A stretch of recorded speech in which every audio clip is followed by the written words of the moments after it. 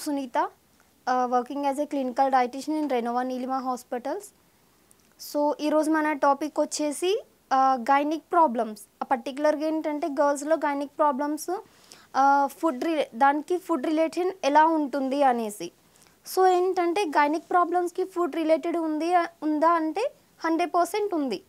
So ఏంటంటే మనం తీసుకునే జంక్ ఫుడ్ వల్లే మెయిన్గా ఏంటంటే ప్రాబ్లమ్స్ అనేది ఉంటుంది.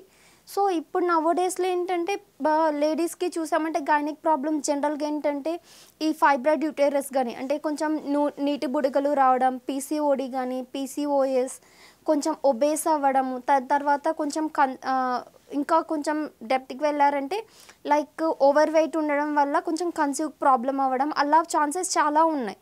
ఇవన్నీ కూడా ఏంటంటే life style and food habits వల్లే మెయిన్ రీజన్ నేను అంటాను.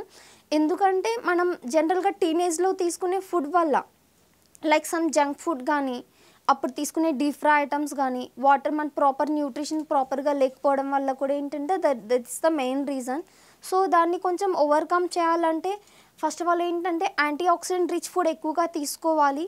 సో దట్ ఏంటంటే ఇన్ఫ్లమేషన్ని కొంచెం తగ్గించడానికి యాంటీ ఆక్సిడెంట్ నథింగ్ బట్ ఏంటంటే సమ్ ఒమేగా 3 రిచ్ ఫుడ్స్ అన్నీ కూడా లైక్ సమ్ నట్స్ కానీ బాదాం ఒక 5 to 6, వాల్నట్స్ అయినా ఒక 2 to 3, ఫ్లాక్ సీడ్స్ ఒక teaspoon and chia seeds ఇవన్నీ కూడా ఒక టీ స్పూన్. ఇవి డే టు డే మనం ఇంక్లూడ్ చేసుకుంటే ఏంటంటే ఫస్ట్ థింగ్ ఇవి పీసీఓడిస్ ఏదైతే కొంచెం పీరియడ్స్ కొంచెం స్కిప్ అవుతూ ఉంటాయి కదా, సో దాన్ని కొంచెం ఓవర్కమ్ చేయడానికి హెల్ప్ అవుతుంది. అండ్ ఏంటంటే ఈ టైంలో హెవీ బ్లడ్ లాస్ అనేది చాలామందికి ఉంటుంది. సో ఐరన్ డెఫిషియన్సీ కూడా చాలామందికి వస్తుంది.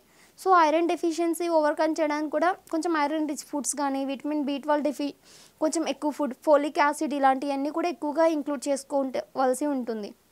So nothing but fruits like some pomegranate, apple కానీ పపాయ, అలాంగ్ విత్ ఏంటంటే కొంచెం ఈ బీట్రూట్, క్యారెట్, నట్స్ ఇవన్నీ కూడా ఏంటంటే కొంచెం హెల్ప్ అవుతుంది.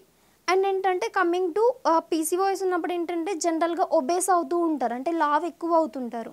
సో వీళ్ళకి కూడా ఏంటంటే దీన్ని ఓవర్కమ్ చేయాలంటే nothing but anti oxidant food ఎక్కువగా తీసుకోవాలి, ప్లెంటీ ఆఫ్ ఓరల్ లిక్విడ్స్ అంటే వాటర్ ఎక్కువగా తీసుకోవాలి, లో కార్బ్స్ అంటే కార్బోహైడ్రేట్స్ తక్కువగా ఉన్న ఫుడ్ తీసుకోవాలి, అండ్ హై ఫైబర్ పీచు పదార్థం ఎక్కువగా ఇంక్లూడ్ చేసుకోవాల్సి ఉంటుంది.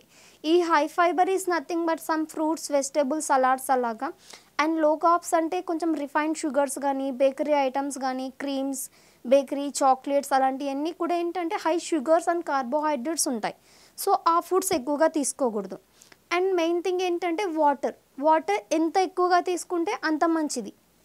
లైక్ ఏంటంటే green tea, lemon tea, otherwise ఏంటంటే కొంచెం రాగి పారేజ్ కానీ ఇందులో ఏంటంటే మీరు కొంచెం చియా సీడ్స్ కానీ ఫ్లాక్ సీడ్స్ అలాంటివి కూడా మీరు కొంచెం ఈ బటర్ మిల్క్ అండ్ రాగి పారేజ్లో యాడ్ ఆన్ చేసుకోవచ్చు.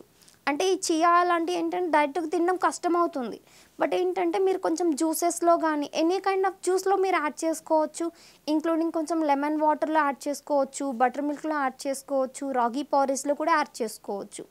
సో ఇన్కేస్ ఫ్లాక్ సీడ్స్ అంటే అది కొంచెం పౌడర్ చేసుకొని మీరు తినే కొంచెం కర్రీస్లో కానీ సలాడ్స్లో కానీ జస్ట్ స్ప్రింకిల్ చేసుకొని నార్మల్గా తినేయచ్చు. నథింగ్, టేస్ట్లో అయితే డిఫరెన్స్ ఏమీ ఉండదు ఈ ఫ్లాక్ సీడ్ పౌడర్ యాడ్ చేసుకోవడం వల్ల. సో అదొకటి మీరు ఇంక్లూడ్ చేసుకోవచ్చు. అండ్ వాటర్ ఇంక్లూడ్ చేసుకోవాలి ఎక్కువగా, సో దట్ ఏంటంటే బాడీ డీహైడ్రేట్ అవ్వకుండా ఉంటారు.